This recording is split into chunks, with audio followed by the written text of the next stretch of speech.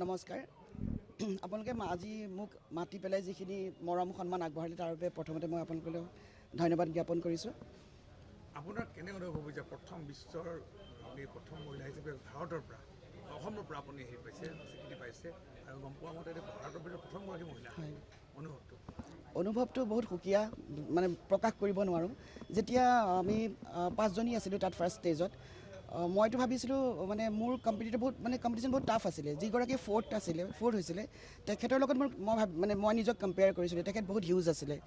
যেতিয়া তেখেত ফ'ৰ্থ ওলাই আহিলে তেতিয়া মই জানিছোঁ যে মই কিবা এটা মোৰ হ'ব, কিন্তু মই গ'ল্ড পাম ভাবা নাই, কিন্তু চিলভাৰ পাম বুলি ভাবিছিলোঁ। যেতিয়া গ'ল্ড পালোঁ, যেতিয়া মই আমাৰ জাতীয় পতাকাখন যেতিয়া আমি তাত উৰিলে, জনগণ গালে, মই বুজাব নোৱাৰোঁ মোৰ কেনেকুৱা এটা মানে পৰিস্থিতিৰ মই সন্মুখীন হৈছিলোঁ। একদম হাৱাত মই আছিলোঁ, বুজাব নোৱাৰা পৰিস্থিতি এইটো।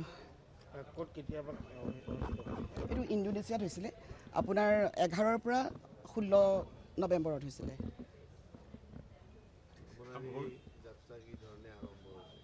মই প্ৰথমতে আপোনাৰ 2019ত আপোনাৰ মডেল ফিজিক হিচাপে মই খেলিছিলোঁ। তাৰপিছত মোক ভৱজ্যোতি ছাৰ, পংকজ বৰা ছাৰে ক'লে কি যে তোৰ বডি বিল্ডিঙত তই যাব পাৰ। তো ময়ো কষ্ট কৰিলোঁ। ক'ভিডৰ পিছত 21ৰ পিছত মই কষ্ট কৰিলোঁ। তাৰপিছতে মিছ শোণিতপুৰ মই 3বাৰ টাইটেল ল'লোঁ, মিছ আছাম মই 3বাৰ টাইটেল ল'লোঁ, মিছ ইণ্ডিয়া পালোঁ। তাৰপিছত মিছ ছাউথ এছিয়াত মই ব্ৰঞ্জ পদক পালোঁ আজি 4 মাহৰ আগত, আৰু এতিয়া মই আপোনাৰ গ'ল্ড মেডেল আৰু এটা চিলভাৰ মেডেল পাবলৈ সক্ষম হ'লোঁ। প্ৰথমতেতো আমাৰ কাপোৰযোৰ জানেই আপুনি, বডি বিল্ডিঙৰ কাপোৰযোৰ আমি বিকিনি এযোৰ পিন্ধিব লাগে। গতিকে মই বহুত কথাৰ সন্মুখীন হ'বলগীয়া হৈছিলে, নিগেটিভ।